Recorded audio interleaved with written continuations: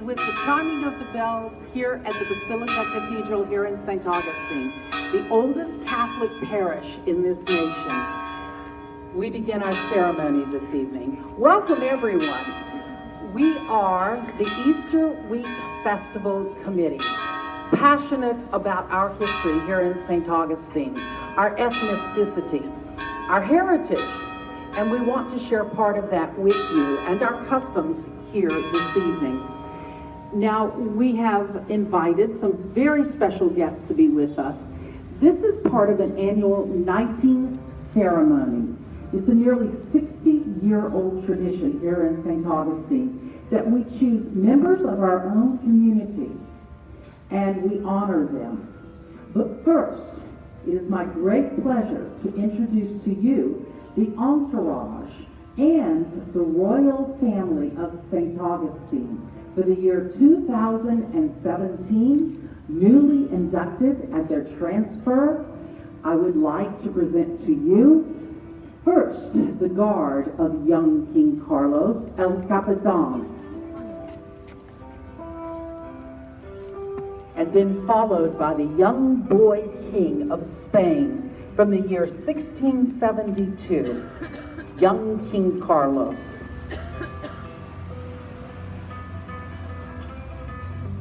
This year we're honored to have young Xavier Taylor. He has been chosen to portray the young King of Spain. He's followed by three, not one, not two, but three of his pages.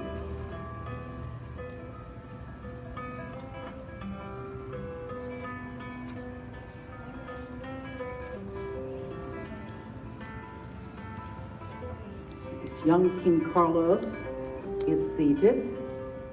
It is my great pleasure to present to you the young woman who has been chosen to portray Queen Mariana of Spain for the year 1672, Miss Shannon Nanny.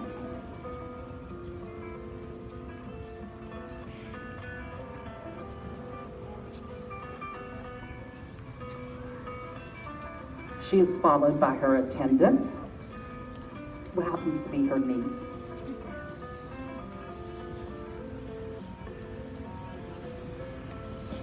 And next, a beautiful young woman chosen this year to portray Princesa Margarita of Spain from the year 1672. She too has an attendant.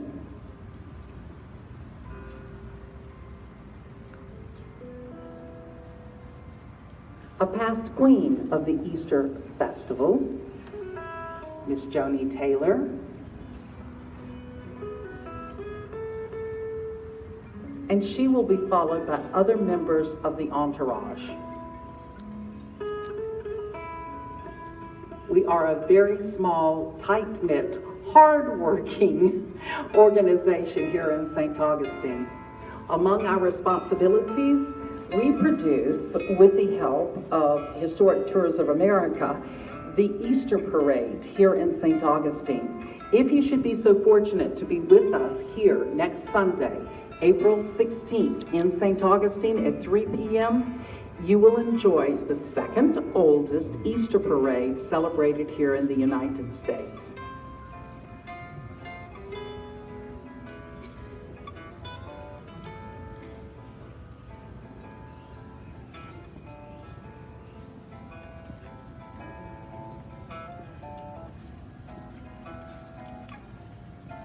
As a brief explanation, in order to be chosen as a member of the royal family here in St. Augustine, you must be able to trace your ancestry back to either the first or second Spanish period or the British period.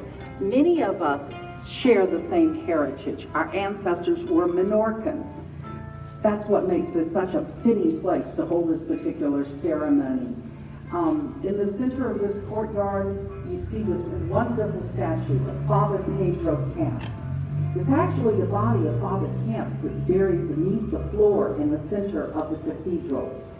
It was Father Pedro Camps who led our surviving ancestors, indentured servants, many of whom had lost their family members at a plantation in the New Smyrna area over the course of 9 years.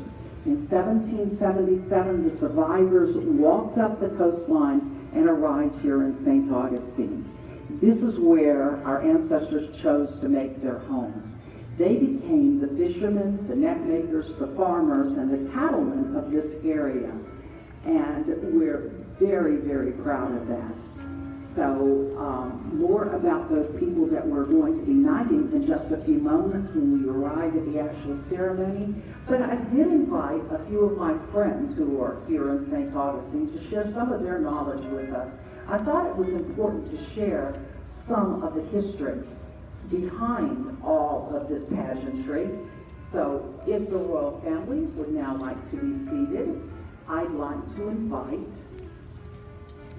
Mr. Bill McCrae, who happens to be better known as Captain William Mayhem, the face of the Pirates and Treasure Museum. We're often asked, what do pirates have to do with St. Augustine history? You may be surprised to know it's a very integral part, particularly to the history of the Castillo de San Marcos. So I'd like to introduce to you and turn over the microphone to Mr. Bill McCrae.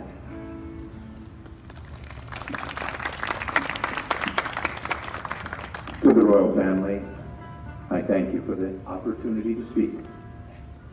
Ladies and gentlemen, from the year 1513, when the great Juan Ponce de Leon founded La Florida, to the year 1672, the Spanish in St. Augustine would suffer from attacks by pirates and privateers. It started in 1560, when the French pirates came here and tried to take the land away from all the Spanish. And the king decided it was time to send somebody here. So they sent Pedro Menendez de Avilés here in 1565. And he came here, began the city of St. Augustine, and removed the French pirates from all the land known as La Florida. From 1565 to 1586, there would be small attacks on the city. But in 1586, a British privateer named Sir Francis Drake came and destroyed the entire city, burning it entirely to its ground. Then there would be more attacks until the year 1668, and the final straw. Robert Serrals attacked the city in the middle of the night, killing as many as 60 to 100 St. Augustinians in the first 100 minutes of the attack. This was enough for the Spanish of St. Augustine. They had built 9 forts in 107 years. They had lost hundreds of homes, thousands of Spanish lives. It was time to put a stop to it. They asked for permission to build a fort, and in 1668, the Queen gave her blessing. And then by 1672, the money, the supplies, and everything needed to build the great Castillo de San Marcos began. It was completed in 1695. There was never, ever another successful pirate, privateer, or any other attack through the entire history of the Castillo de San Marcos. It is a grand monument to the Spanish building and protecting of La Florida. It is the oldest man-made monument in the history of the United States, and a proud, proud thing for St. Augustine to show of all of the Spanish control and the Spanish influence on all of our time and our lives here.